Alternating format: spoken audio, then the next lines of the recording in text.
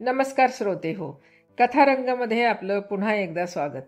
आज आपण ऐकूया इंदू आघारकर ही कथा दोर या कथासंग्रहातून घेतली आहे आणि लेखिका आहेत स्नेहल जोशी.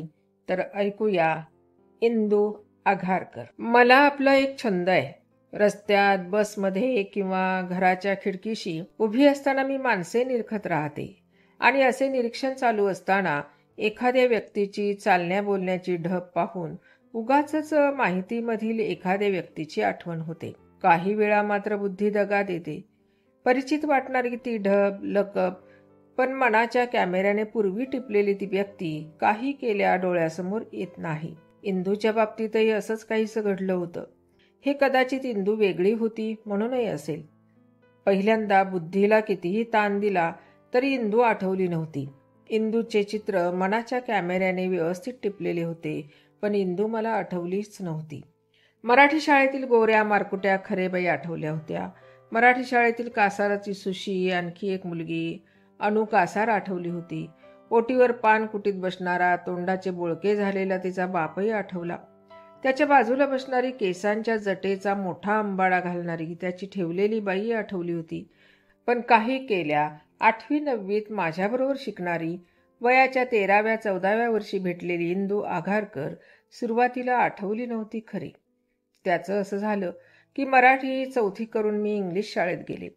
7वीपर्यंतच्या वर्गात तीच मुलं होती. त्यावेळी मराठी 7 इयत्ता करून काही मुलं 8वीत यायची. 8वीत त्यामुळे त्यांना अभ्यास जडत जायचा. काही नापासही व्हायचे, ज्यामुळे 8वीच्या वर्गात 3 तऱ्हेचे विद्यार्थी आणि विद्यार्थिनी असायच्या. मी 8वीत गेले तेव्हा असंच घडलं होतं. वर्गात 7वीपर्यंतचे ओळखीचे बरेच चेहरे होते, पण अनोळखीही बरीच मुलं होती. वर्ग सुरू झाला.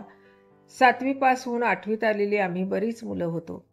मराठी शाळेतून 7वी पास होऊन आलेल्या मुलांची नावे मास्तरांनी विचारली. आता नापास उभे राहा, मास्तर हसत म्हणाले. 2-4 मुलगे उभे राहिले. त्यांच्याबरोबर जरा पोक काढत ती मागच्या बाकावरची मुलगीही उभी राहिली. मास्तर तिला म्हणाले, शाबास, या वर्षी इंदू तू याच वर्गात का? तेव्हा तिचं नाव आणि ती 8वीत 2दा नापास झाल्याचे कळले होतं. मास्तरांनी हजेरी घेतली, पुस्तकांची यादी दिली, वह्या कशा आणि किती हव्यात तो आकडा सांगितला आणि पहिला दिवस असल्यामुळे शाळा लवकर सुटली. ताई आणि तारा जोडीनं बाहेर पडल्या. आम्ही परस्परांना खुणा करून हसलो. मागे वळून पाहिले तर बाकावर मान टेकून इंदू आघारकर रडत होती. तिच्या पाठीवरचा घोंडाशा सापासारखा असलेला जाड शेपटा, जवळ जातात तिच्या केसांना लावलेल्या चमत्कारिक तेलाचा वास आला आणि मी मागे झाले. किती टाकून बोलतात ना हे लिमये सर, आमच्यापैकी कुणीतरी म्हणाले. या सहानुभूतीची जणू ती वाट पाहत होती. मी काय करू गो, किती अभ्यास करते गो, पण की नाही मला जमतच नाही. तिचे ते टिपिकल कोकणी अगो अगो करत नाकात बोलणं, पुन्हा तेही गळत गळत, बोलताना ओठांच्या उजव्या कोपऱ्यात जमणारी थुंकी, ते बावळट ध्यान. बाबीने माझा हात दाबला, नाहीतर मी फिस्कन हसले असते. मुलामुलींची शाळा. कोकणात त्यावेळी 8वीत गेलं की पंजाबी सूट घालावा लागे, नाहीतर 5वार साडी. साडी फारशी कुणी वापरत नसत, पण इंदू मात्र सराईतपणे 5वार साडी चापून चोपून नेसायची. आमच्याहून ती चांगले 3-4 वर्षांनी मोठी होती. कुणीतरी तिला पंजाबी सूटबद्दल विचारल्यावर तेव्हा पुन्हा असंच टिपिकल कोकणी बोलणे. अगो, माझी आजी आहे जुन्या मतांची, तिला नाही चालत. त्या दिवशी घरी परतताना ती आमच्याबरोबर आली आणि मग रोजच येऊ लागली. तशी ती आमच्यात वेगळी पडायची. पण रानजाईच्या कोंडावर राहणारी मैना आमच्या ग्रुपमध्ये होती. इंदूही तिथंच राहायची. मैनाला तेवढीच सोबत, नाहीतर अशी बावळट टिपिकल कोकणी आणि साड्या नेसणाऱ्या गावठी मुलीला आम्ही आमच्या ग्रुपमध्ये घेतलीच नसती. आठवड्याच्या परीक्षा सुरू झाल्यावर तिचे अस्तित्व आम्हाला जाणवायचे. ती प्रत्येक विषयात गचकायची आणि आपले बटबटीत डोळे फुलून रडायची. पूर्वीच्या काळी शाळेत रिबिन डे, ब्ल्यू डे वगैरे काही नसे. आम्ही मुलीच 15 ऑगस्टला पांढरा ड्रेस करायचो. 15 ऑगस्टला आम्ही मुलींनी पांढरा ड्रेस घातला तरी इंदू आपली नेहमीची 5वार साडी चापून चोपून नेसून आली. वर्गातील 9 मुलींमध्ये ती अशी वेगळी, त्यामुळे उठून दिसत होती. कुणीतरी तिला विचारल्यावर ती म्हणाली, काय करणार गो, माझ्याकडं कुठे आली पांढरी साडी. माझी आजी कशी आहे ती तुम्ही जाणताच. दुसऱ्याकडून साडी आणून ती मला थोडीच नेसून देणार. त्यावर काय बोलणार. आमच्या ग्रुपमध्ये त्यावर चर्चा झाल्यावर सर्वांचा एकच सूर निघाला की दुसऱ्याकडून साडी आणून नेसायला तिला नसेल जमले. पण मला मात्र तिच्या डोळ्यात बेरकी भाव आढळला होता. आता तिमाही परीक्षा संपल्या होत्या. अभ्यासाचा ताण नव्हता. श्रावणातील शुक्रवार वर्गात करायचे ठरले.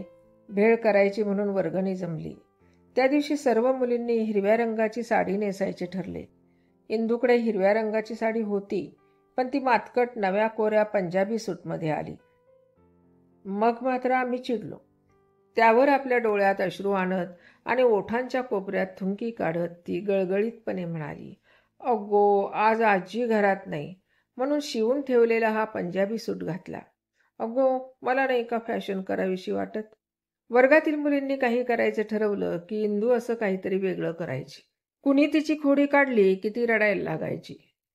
जे ठरवले असेल त्याच्या विरुद्ध वागायचे हे तिचे वागणे आता आम्हाला ठाऊक झाले होते.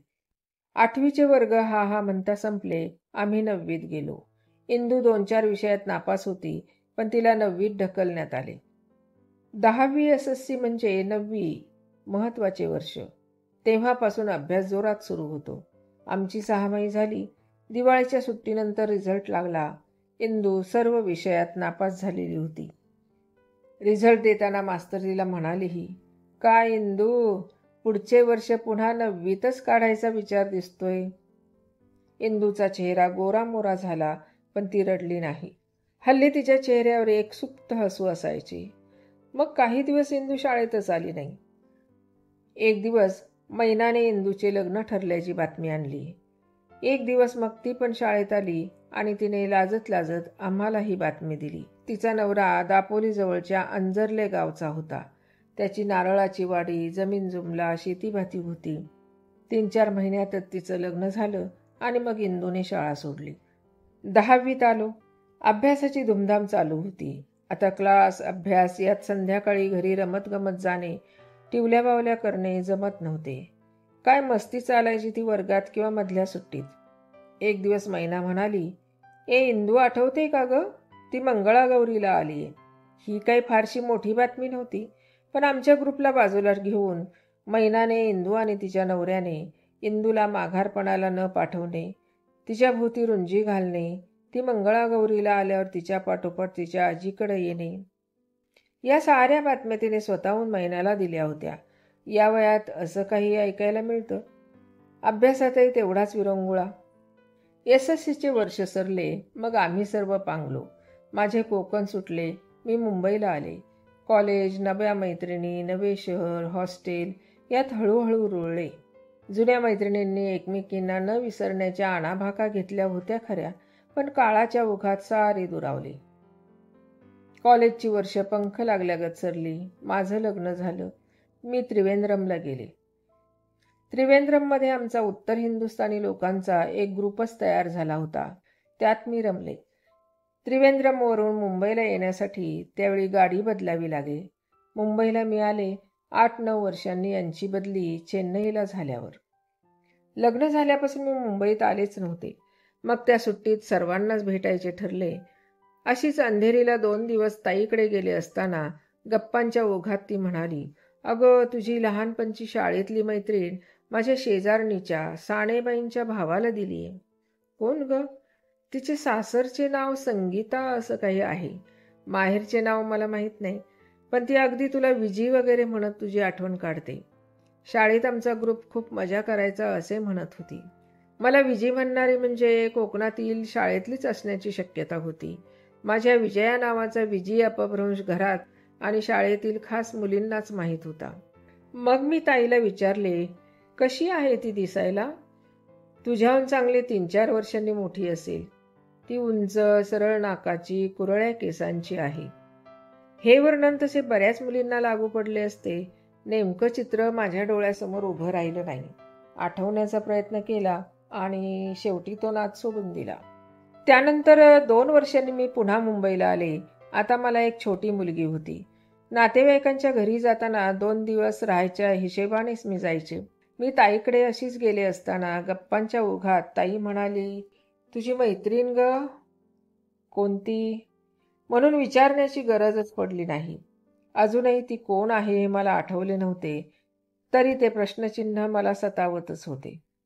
ताई म्हणाली, ती आलीये, माझी शेजारीन सानेबाई आहे ना, तिची ती भाऊजय. आणि नेमकी दुसऱ्या दिवशी दारावरची घंटी वाजली आणि ताईने दरवाजा उघडला. दरवाजात एक 35ची स्त्री उभी होती. बहुधा पूर्वी ती नऊवार साडी नेसत असावी, कारण आता ही 5वारी साडीचा पदर तिने तसा खालूनच घेतला होता. केसांची महिरप, सरळ नाक आणि बेडकासारखे बटबटीत डोळे, पूर्वीचे ओथंबलेले गाल आता किंचित खाली उतरल्यामुळे ते आणखीनच मोठे वाटत होते. ते डोळे पाहिले आणि मी ओरडलेच, अय्या इंदू आघारकर तू? ओळखलंस गो बये. मला वाटले ओळखतेस का नाही. अगो सारखी मी तुझ्या ताईला सांगायची, तुझी चौकशी करायची. तिच्या चेहऱ्यात वागण्यात फरक पडला होता, पण बोलणे तसेच गळत गळत आणि ओठांच्या उजव्या बाजूला साठणारी थुंकी.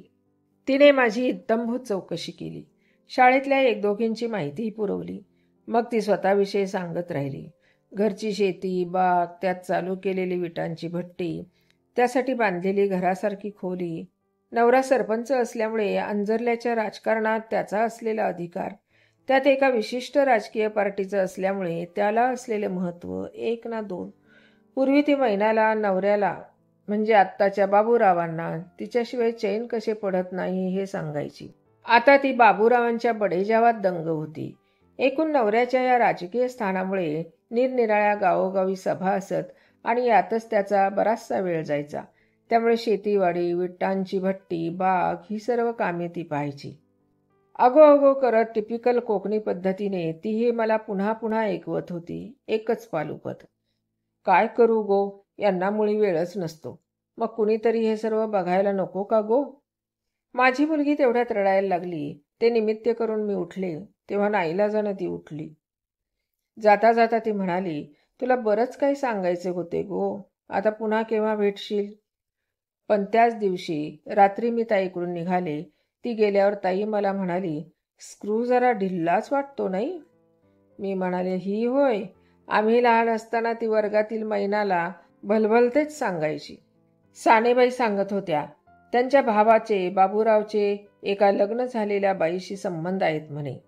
ही तुझी इंदू तिला घरी बोलावते, तिची मैत्रीण असल्यागत दाखवते, तिच्या नवऱ्याला भाऊ मानते. विक्षिप्तच आहे. दुसऱ्या एखादीने झिंज्या ओढल्या असत्या, पण ही मुलखा वेगळी. ताईच्या या बोलण्यावर शाळेतील तिचे बोलणे मला आठवले. तेव्हा प्रत्येक वेळी तिच्या बोलण्याचे समर्थन ती माझ्यापाशी करायची. बहुधा ती पुन्हा माझ्याशी असेच लंगडे समर्थन करणार होती का? ती असे का वागते हे कोडं मला लहानपणी पडायचे. आता त्यावर विचार केल्यावर तिची लबाडी आणि ढोंग सारे जाणवले होते. आताही तिच्या या अशा वागण्याचं कोडं लोकांना पडलं होतं, पण मला मात्र यात तिचा काहीतरी हेतू असणार हेच जाणवलं होतं. एक दिवस दुपारचे जेवणखाना आटोपल्यावर वर्तमानपत्र उघडले तर आतल्या पानावर ठळक अक्षरात बातमी होती. अंजरल्याचे सरपंच श्री बाबूराव गणपुले यांना खुनाच्या वहिमावरून अटक. अंजरले आणि बाबूराव गणपुले म्हणजे इंदूचाच नवरा, म्हणून मी ती बातमी नीट वाचली. इंदूच्या नवऱ्याची गुलाब नावाच्या विवाहित स्त्रीशी भानगड असल्याचे ताईच्या तोंडूनच ऐकले होते. बातमीतही या गोष्टीचा उल्लेख होता. इतकंच नव्हे तर आपल्या मार्गातील काटा दूर करण्यासाठीच त्यानं हा खून केला असावा असं पोलिसांचं, गावकऱ्यांचं आणि खुद्द गुलाबचेही म्हणणे होते. न राहून मी ताईला फोन केला तेव्हा ती म्हणाली, अगं सानेबाई हवालदिल आहेत, बाबा आजारी आहेत असा फोन आला. त्यांची बहीण आणि इंदूचा पाठचा दीर अशी सर्व कोकणात गेली. अंजरल्याच्या तरीवरच गावकरी भेटले म्हणून सानेबाईंनी बाबांच्या आजारासंबंधी विचारले तर सर्वजण कुत्सितपणे हसले. पुढे बंदरावर गुलाब भेटली. त्यांना पाहताच, तुमच्या भावाने माझ्या नवऱ्याला मारले हो, म्हणून तिने गळाच काढला. असली छी थू आणि मानहानी. जराशी काही झाले की मुळमुळ रडणारी इंदू माझ्या डोळ्यांसमोर उभी राहिली आणि न राहून मी विचारले, आणि इंदू ग? म्हातारा बाप हवालदिल होऊन अंथरुणार होता, पण अगं तुझी इंदू ती शांत होती. बाबूरावांचं हे काम नाही अशी ग्वाही देत होती. गुलाबच्या नवऱ्याचे प्रेत कुठंच मिळालं नव्हतं. तेव्हा तोच कुठे वैतागून निघून गेला असण्याची शक्यता होती, किंवा विरुद्ध पार्टीच्या लोकांनी बाबूरावांचे राजकीय वजन कमी व्हावे म्हणून हे कुभांड रचल्याची शक्यता आहे, असे नाना युक्तिवाद इंदूने बोलून दाखवले होते. तिचं हे तर्कशुद्ध बोलणं आणि शांत वागणं. शाळेतही इंदूचे वागणे हे इतरांपेक्षा वेगळे असायचे, विचित्र असायचे, हमखास कोड्यात टाकणारे असायचे. नेहमी काही झाले की मुळमुळ रडणारी इंदू आणि आत्ताचे तिचे हे धीरोदात्त वागणे. बाबूरावांची ही केस ते राजकीय पार्टीचा कार्यकर्ता होते म्हणून असेल तशी गाजलीच. अधूनमधून त्यासंबंधीचा उल्लेख वर्तमानपत्रातून यायचा आणि एक दिवस बाबूराव या गुन्ह्यातून सही सलामत सुटल्याची बातमी वाचली. गुलाब आता बाबूरावांच्या विरुद्ध गेलेली होती. मनात म्हटले, चला, इंदूच्या संसाराचे ग्रहण असे सुटले, हे छानच झाले. त्यानंतर 6 महिन्यांनी ताईकडे गेले. बस हा, आलेच, असे म्हणत तिने भरभर टिफिन कॅरियर भरला आणि ती शेजारी गेली. आल्यावर ती मला म्हणाली, तुझी इंदू ग. ताईकडे आले की इंदूची बातमी कळायची हा विधिसंकेतच होता की काय कुणास ठाऊक. काय झालं ग तिचं? खरं म्हणजे गेल्या 2 वर्षात इंदूची बातमी तशी कळली नव्हती. गुलाब प्रकरण मिटल्यामुळे सर्व ठीक असेल असे वाटून मीही कधी ताईकडे चौकशी केली नव्हती. ताई म्हणाली, डबा शेजारी सानेबाईंना नेऊन दिला. आज त्या अंजरल्याहून आल्या ना. 4 दिवसापूर्वी बाबूराव मिसिंग असा फोन आला म्हणून सर्व तिकडेच गेली होती.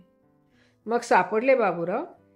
इंदूची अवस्था काय झाली असेल म्हणून मीच हादरले होते. छे ग, काय त्या गावात आहे काही कळत नाही. म्हणजे ग, तुला आठवतंय ना, बाबूरावांवर त्या बाईच्या नवऱ्याचा खून केल्याचा आरोप झाला होता. त्याचाही मृतदेह मिळाला नाही. बाबूराव त्यातून सुटला. त्यानंतर राजकीयदृष्ट्या बाबूराव संपलाच. पूर्वी तो गावात सरपंच होता, तेही त्याचे पद भावकीने काढून घेतले.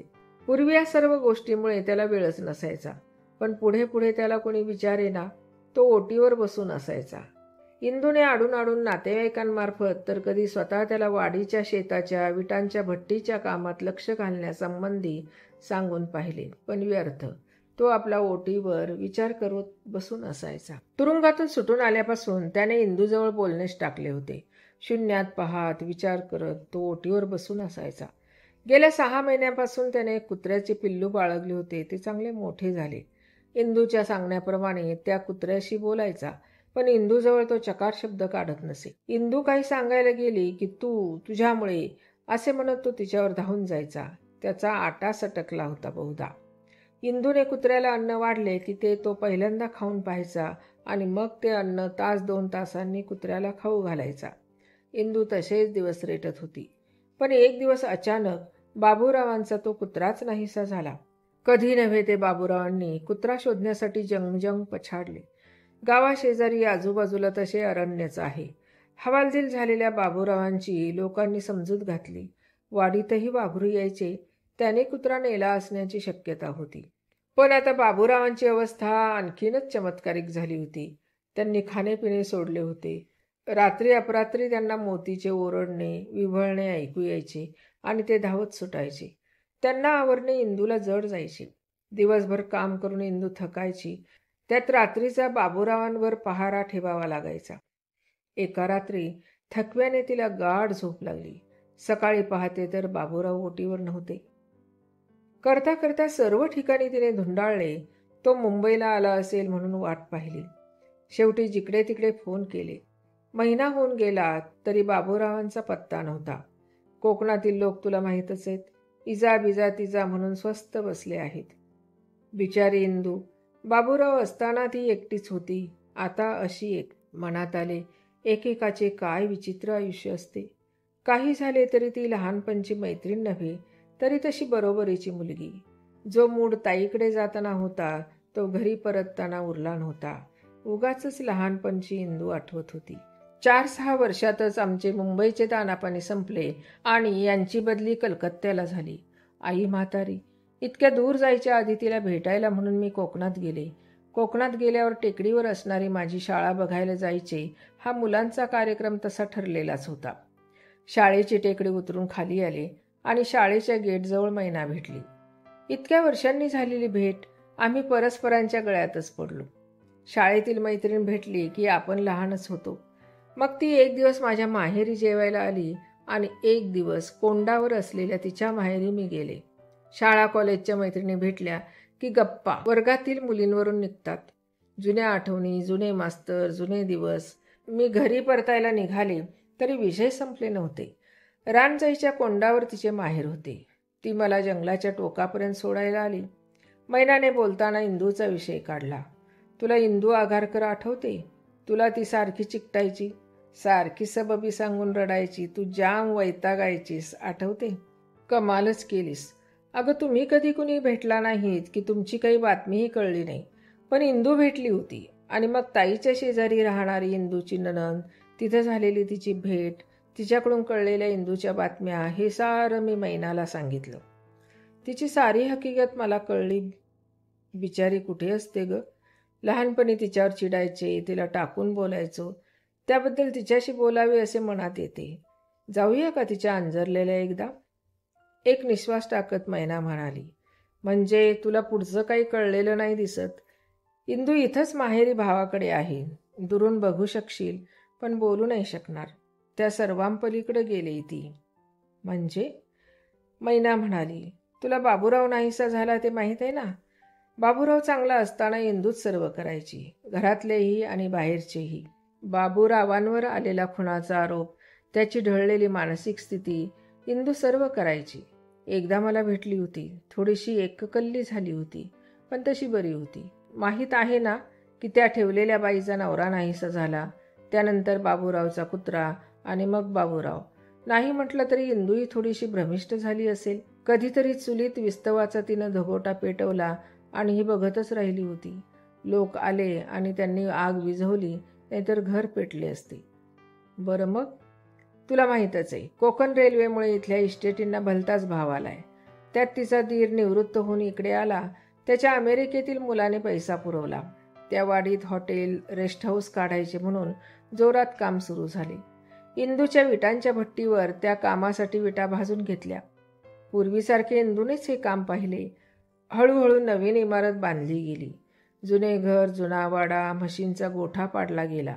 आणि धीराने एक दिवस इंदूने बांधलेली विटांची भट्टी पाडायला घेतली. मात्र त्या दिवशी इंदूचा काटाच सटकला. ती वेडीपिशीत झाली. चवताळून धीराच्या अंगावर धावून गेली. शेवटी तिथंच कोसळली. त्या दिवसापासून इंदू कुणाशी बोलत नाही, धड खातपीत पण नाही. आग आग म्हणत ओरडत सुटते. काड्याची पेटी हातात सापडली की काड्या पेटवून आग लावते. तिला बसलेला धक्का मी समजू शकते. ती भट्टी ही तिची कल्पना होती. खोली एवढी मोठी भट्टी तिने बांधून घेतली होती. एकाच वेळी हजारोंनी विटा भाजल्या जायच्या असे तीच मला सांगत होती. आधीच तिचे जीवन उद्ध्वस्त झालेले, त्यात तिने बांधलेली भट्टीही जमीनदोस्त झाली. म्हणजे किती अभिमानाने तिने मला या भट्टीबद्दल सांगितले होते. मी मैनाला म्हणाले. ही ब्यात कोण सांभाळणार म्हणून धीराने तिला माहेरी चुलत भावाकडे आणून टाकली. भावाचे 18 विश्व दारिद्र्य. इंदूच्या खर्चासाठी महिन्याला पैसे मिळतात. तिच्या नावावर ठेवलेल्या पैशांचे हे व्याज मुद्दल इंदू मरताच भावाला मिळणार म्हणून भावानं सांभाळले. म्हणजे इंदू आता इथे आहे? तिला भेटावे की नाही म्हणून मी जरा साशंकतेने इंदूच्या घराकडे पाहिले. चल लांबूनच पाहूया का तिला? मैनाने विचारले आणि आम्ही दोघी घरात शिरलो. इंदू झोपाळ्यावर बसून झोके घेत होती. मला पाहताच ती ओरडली. विजे, तू कधी आलीस? बघ बरोबर ओळखले की नाही तुला, म्हणत तिने माझा हात धरला. अगो तुला बरंच सांगायचंय. काय सांगू गो? बाबूराव नाहीसे झाले, धीराने माझे सारे बळकावले आणि मी इथं येऊन पडले. इंदूचे कधी नव्हे ते बोलणं ऐकून भाऊ भाऊजे दारात येऊन थांबली होती. मग लहानपणासारखी इंदू मुळमुळू रडू लागली. बघ माझी दशा, त्या हलकट धीरानं हे केलं. माझी ती भट्टी असती ना तर मी त्याला विटांसारखं भाजलं असतं. बोलताना चटकन थांबून तिनं जीभ चावली.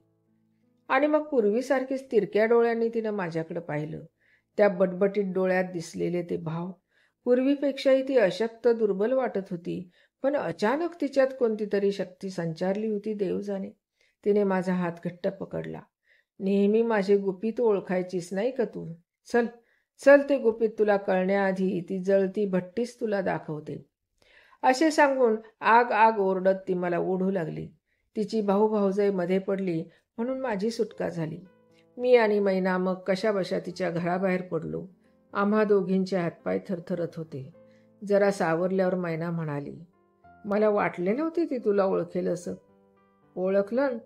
चक्क लहानपणासारखी आपली बाजू मांडत ती तुझ्या गळ्यातच पडली की. धीराचा विषय तिनेच काढला आणि भट्टीचाही, नाही का ग? मला काही धड आठवतच नाही, पण भट्टीचा विषय निघाला की तिचं डोकंच फिरतं. तुला माहीत आहे का, तिच्या धीरानं ही भट्टी जमीनदोस्त केली तेव्हा सैल झालेल्या भट्टीच्या विटांच्या भिंतीत एक पंजा सापडला. ते लावसटलेले लाकूड होते असं धीराने समज पसरवला खरा, पण लोक म्हणतात की या गोष्टीची वाच्यता होऊ नये म्हणून त्यानं पोलिसात पैसे दाबले. पण कुत्र्याची साखळी पण सापडली असंही म्हणतात. खरं खोटं देव जाणे. बातम्यांचे मग पेवच फुटले. बाबूराव आणि त्याआधी नाहीसा झालेला गुलाबचा नवरा, नाहीसा झालेला बाबूरावांचा कुत्रा. मी कशीबशी घरी आले, पण मनात सारखा इंदूचाच विषय होता. धीराला विटा भाजतात तसे भाजले असते असे बोलून गेलेली आणि तिरक्या नजरेने तिचे गुपित ओळखलं की काय म्हणून बघणारी ती नजर मला आठवली. मला तिची खरी ओळख पटले हे जाणून पेटती विटांची भट्टी मला दाखवण्यासाठी माझा हात घट्ट पकडलेली इंदू, तिची ती पकड, डोळ्यातील भाव आणि मग आग आग ओरडत वेडी झाल्यागत वागणारी इंदू. मनातून भीतीच वाटते. कुणाचा होता तो पंजा? बाबूरावांचा का त्या आधी नाहीशा झालेल्या गुलाबच्या नवऱ्याचा? कुत्र्याची ती साखळी, कुत्र्याला शोधत गेलेला बाबूराव, त्या कल्पनेनेच अंगावर शहारे येतात. आज या गोष्टीला बरेच दिवस झाले आहेत, पण कधीतरी कुठेतरी बाजारात रस्त्यात अशी एखादी स्त्री दिसते. तिची चालण्या बोलण्याची ढब, तिची एखादी लकब इंदूची आठवण करून देते. ती भयावह आठवण आणि लहानपणीचे तिचे गुपित ओळखलं म्हणून माझा द्वेष करणारी आणि नाईलाज म्हणून माझ्याशी दोस्ती करणारी इंदू. आठवणींच्या द्रावणात एखादी प्रतिमा धुतली की त्या प्रतिमेचे अंतरंग दिसू लागते. इंदूच्या बाबतीतही असेच घडते. त्यात बातम्यांचे पेव येते, त्यांच्या झुळकेत इंदूचा प्रिंट वाळला जातो आणि मग डोक्यातील कम्प्युटर मोठा विचित्र आहे. तो मग पुन्हा पुन्हा इंदूकडे वळतो. मला पटलेली तिची ओळख, काय खरं होतं ते सांगून जाते. कशी वाटली कथा? आवडली असल्यास लाईक करा, शेअर करा आणि सबस्क्राईब करा. धन्यवाद.